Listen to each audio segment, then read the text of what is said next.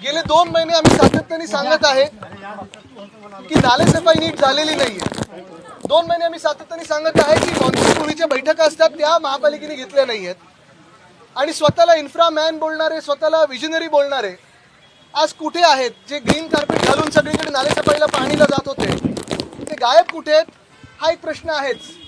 पण त्यांनी खाल्लेला पैसा नगरसेवकांना आणि राजकीय लोकांना फोडण्यात जात आहे, माजी नगरसेवकांना फोडण्यात जात आहे, पदाधिकाऱ्यांना फोडण्यात जात आहे। पण हा पैसा मुंबईकरांचा आज जे हाल झालेत त्याच्यातून काढलेला पैसा आहे।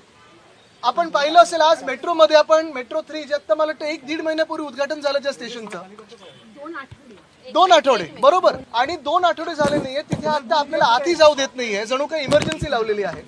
खालती राडा रोडा दिसतोय, म्हणजे मेट्रो वापरणाऱ्यांना काय धोका आहे तुम्ही पहा। पाणी तर तुंबलंच होतं, पण जिथून तुम्हाला व्हिज्युअल्स मिळाले असतील काही काही ठिकाणी कुठे काही कोलॅप्स झालंय का, काय दिसतंय का आपल्याला दिसत होतं।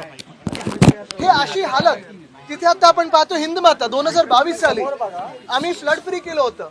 हिंदमाता पूर नियंत्रण आम्ही तिथे योजना केली होती, ते आज तुंबलेलं आहे। ब्रिज कॅन्डी इथे मॉडर्न रोडच्या जागी जिथे आता नवीन काँक्रीटचा रस्ता झालाय तिथे बाजूला ऍस्फॉल्टचा रस्ता खचलेला आहे। एकंदर भाजपा जी केंद्रात 10 वर्ष आहे, राज्यात 10 वर्ष आहे आणि आता पूर्णपणे सगळं काही यंत्रणा सीएम ऑफिस मधून चालते आणि नगर विकास खात्यातून चालते, ती कशी भ्रष्ट आहे आणि निकम्मी आहे हे आपल्याला दिसायला लागलेलं आहे। मुंबई विश्वास ठेवू शकत नाही भाजपवर, कारण जर ठेवला तर गोखले पुलाचे जसे हाल झाले होते किंवा अंधेरी सबवेचे झाले किंवा सगळं मुंबईत पाहतोय तसे हाल मुंबईचे होतील। पुण्याच्या पूर्व भागातील 1938 पासून ग्राहकांना गुणवत्ता व सेवेची हमी असलेले अग्रवाल स्वीट्स म्हणजे नुसती परंपरा नाही तर चोखंदळ खवयांसाठी मेजवानी आहे। स्वर्गीय मुन्नालाल अग्रवाल यांच्या प्रदीर्घ वारसा सांभाळत अग्रवाल कुटुंबियांनी स्वीट्समध्ये ग्राहकांची गरज ओळखून अस्सल तुपातील पदार्थ आणि तत्पर सेवेचा वारसा जपत फूड क्षेत्रात नावलौकिक मिळवला आहे। हडपसर, गाडी तळ व आकाशवाणी रविदर्शन येथील अग्रवाल स्वीट्सच्या शाखेला नक्की भेट